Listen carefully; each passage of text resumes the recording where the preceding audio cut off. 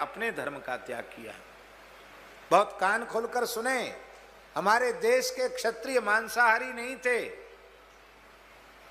मद्यपान करने वाले नहीं थे।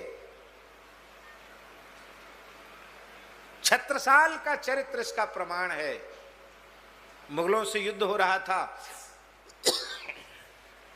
और छत्रसाल अपने वीर राजपूतों के साथ लड़ते लड़ते थक गए थे, बहुत भूख के मारे प्राण निकले जा रहे थे। यद्यपि उनकी विजय हो चुकी थी और म्लेच्छों की सेना भाग खड़ी हुई थी, या मारे गए थे अथवा जो बचे खुचे थे वे भाग खड़े हुए थे। और उस समय उनके सरदारों ने कहा कि महाराज, भूख के मारे प्राण निकले जा रहे हैं,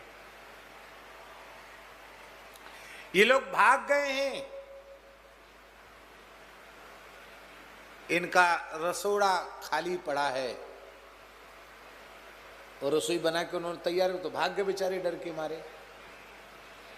तो इनके यहाँ जो कुछ भी आहार है उसको खा करके हम अपने प्राण बचा लें, बाद में प्रायश्चित कर लेंगे। पर छत्रसाल ने कहा, हमें मरना मंजूर है, लेकिन ये गंदी वस्तु खाना हमें मंजूर नहीं है। हम राम जी के वंशज हैं, हम अशुद्ध वस्तु नहीं खाएंगे। तो बोले, हमारे तो प्राण निकले जा रहे हैं, क्या करें?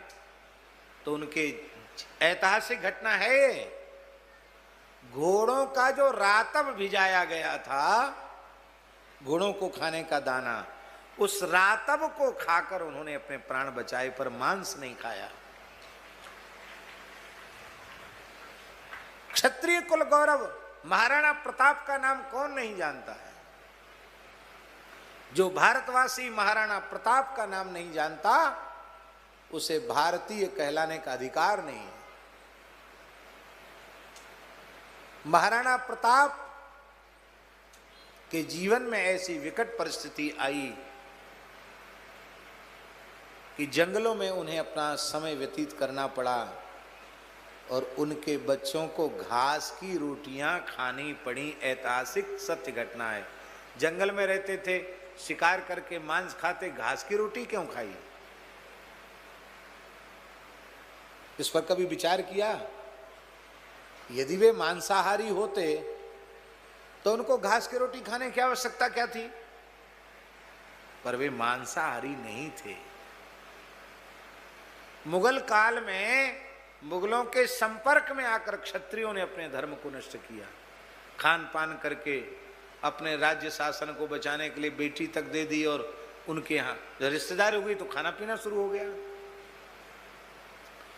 ओरछा राज्य के पतन का कारण क्या था?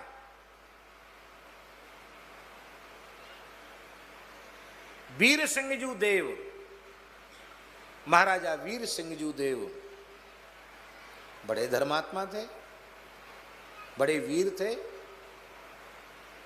जिनका काल बुंदेलखंड का स्वर्ण युग कहा जाता है। और उनकी संतान ने जहांगीर से दोस्ती कर ली, उससे उनका पतन हो गया। उनके जीवन में अनेक विकृतियां आ गई।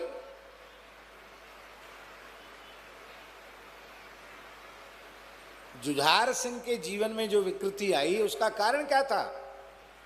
जहांगीर का कुसंग।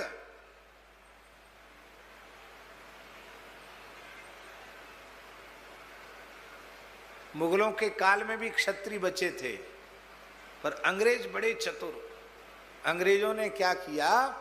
बोले, यहाँ तुम्हारी पढ़ाई अच्छी नहीं होती, तुम बहुत बड़े पैमाने पर अपने राज्य की उन्नति कर सकोगे, तुम सबको हम लंदन पढ़ाएंगे। तो यहाँ की जो रियासतों के राजकुमार थे, सब लंदन पढ़ने गए। उस समय क्या पढ़ के आए? यहाँ उनके सबके समय से जनेऊ हो गए थे, सबकी चोटी थी, सब संध्या करते थे, सूर्य को अर्घ दे के पानी पीते थे, गायत्री जप करते थे। और जब वो राजकुमार सब चले गए, चाहे अब नाम अलग अलग स्टेटों के नहीं लेंगे, नहीं तो उनके वंशजों को खराब लगेगा, क्योंकि सब झरा यहां से वहां गए पढ़ने के लिए। क्या पढ़ के आए? खड़े खड़े मूतना सीख के आए। जो नहीं खाना चाहिए वो खाना सीख के आए, जो नहीं पीना चाहिए वो पीना सीख के आए। व्यभिचार रूपी भयंकर पाप वहां से लेकर के आए, और जैसे बन के वो वहां से आए वही कुरीतियां, वही बुरे संस्कार उन्होंने यहां आकर के लोगों में संक्रमित कर दिए, और राजवंशों के पतन का कारण यही रहा। इसलिए मेरी प्रार्थना है, इस पूरे राष्ट्र को अत्यंत सात्विक पवित्र आहार वेद लक्षणा गाय ही प्रदान कर सकती है, और गाय ही ब्राह्मणों का ब्रह्मत्व बचाएगी, क्षत्रियों का क्षत्रियत्व बचाएगी, वैश्यों का वैश्यत्व बचाएगी, और शूद्रों का शूद्रत्व भी गाय ही बचाएगी। नारी के नारीत्व को भी गाय बचाएगी, ब्रह्मचारी के ब्रह्मचर्य को गाय बचाएगी, गृहस्थाश्रम के गृहस्थाश्रम की शुचिता को गाय बचाएगी, वानप्रस्थी के वानप्रस्थी धर्म की रक्षा गाय करेगी, और यतियों को यति धर्म की सुरक्षा भी गाय करेगी। वर्णाश्रम व्यवस्था सनातन धर्म की सबसे महत्वपूर्ण व्यवस्था है, और उस वर्णाश्रम व्यवस्था की जड़ का नाम है वेद लक्षणा भारतीय देसी गाय। इसलिए मेरी प्रार्थना है कि आप गो उपासना करें, गो सेवा करें, और श्री नाम का आश्रय लें।